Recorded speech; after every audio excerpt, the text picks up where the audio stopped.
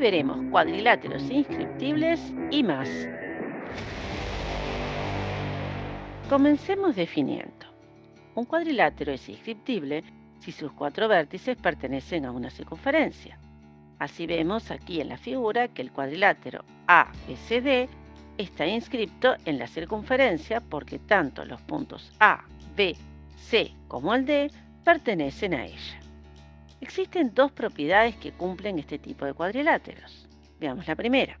La condición necesaria y suficiente para que un cuadrilátero sea inscriptible es que 2 de sus ángulos opuestos sean suplementarios. Por ejemplo, si observamos el ángulo ADC y el ángulo ABC, ellos son suplementarios, es decir, que sumados nos dan 180 grados. La segunda condición dice lo siguiente. Si los ángulos determinados por las diagonales de un cuadrilátero con 2 lados opuestos son iguales, entonces el cuadrilátero es inscriptible y recíprocamente. Veamos, consideremos la diagonal AC y el lado AD, así que formamos el ángulo DAC. La diagonal DB y el lado BC forman el ángulo DBC. Si estos 2 ángulos son iguales, el cuadrilátero será inscriptible y viceversa. Si el cuadrilátero es inscriptible, estos 2 ángulos deben ser iguales. Apliquemos estas propiedades. La siguiente figura muestra un triángulo río cuyo ángulo ROI mide 31 grados.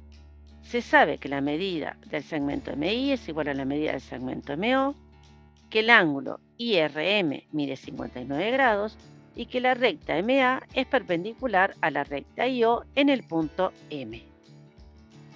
En primer lugar, parte A, nos piden probar que el cuadrilátero MIRA es inscriptible. Y en segundo lugar, parte B, hallar la medida del ángulo alfa, que sería el ángulo RMI. Resolvamos este problema. Trazamos el cuadrilátero MIRA y pensamos cómo podemos probar que este cuadrilátero es inscriptible. Para eso veamos los datos que nos dieron. Según el enunciado, el segmento MO mide lo mismo que el segmento MI y el punto M pertenece al segmento OI. Por lo tanto, M es el punto medio del segmento OI. Además nos decía el enunciado que la recta MA era perpendicular a la recta OI en el punto M. Entonces, la recta MA se ha transformado en la mediatriz del segmento I por definición de mediatriz. Y por propiedad de la mediatriz, sabemos que entonces todo punto de ella equidista de los extremos del segmento. Así que como el punto A pertenece a la mediatriz, equidista de O y de I. ¿Qué significa esto? Que el triángulo OAI es un triángulo isósceles y por lo tanto es isoángulo. Eso quiere decir que el ángulo AIO mide 31 grados, al igual que el ángulo AOI.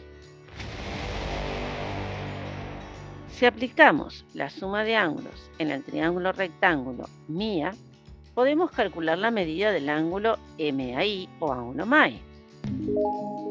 El ángulo MAI es igual a 180 grados menos la suma del ángulo de 90 más el ángulo de 31.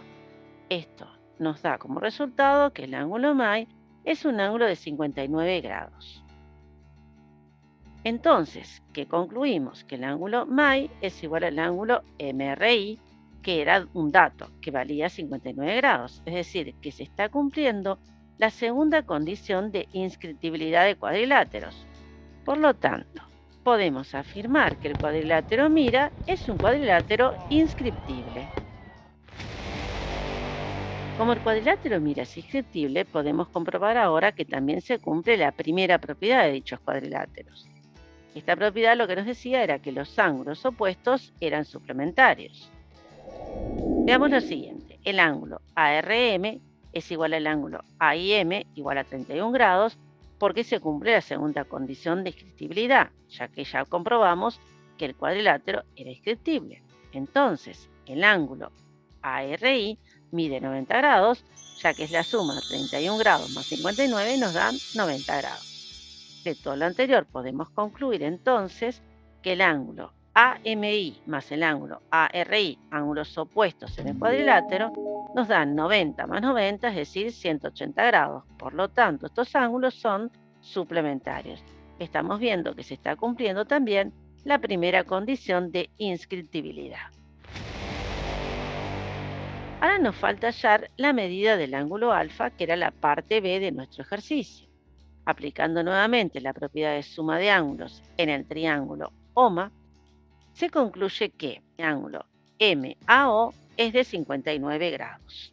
Dado que los puntos O, A y R están alineados, podemos calcular el ángulo IAR, ya que el ángulo IAR se obtiene haciendo 180 grados, menos 59 y menos 59, que son los dos ángulos consecutivos que hemos ya hallado en las partes anteriores. De aquí, por esta resta, nos queda que el ángulo IAR vale 62 grados. Como ya probamos que el cuadrilátero mira era inscriptible, podemos aplicar la segunda propiedad de dichos cuadriláteros y decir que el ángulo RMI es igual al ángulo IAR igual a 62 grados. Por lo tanto, esto nos permite concluir que el ángulo alfa es de 62 grados. Y con esto hemos resuelto el problema que nos habían planteado. Y hasta aquí llegamos por ahora. Continuaremos con este tema en próximos videos.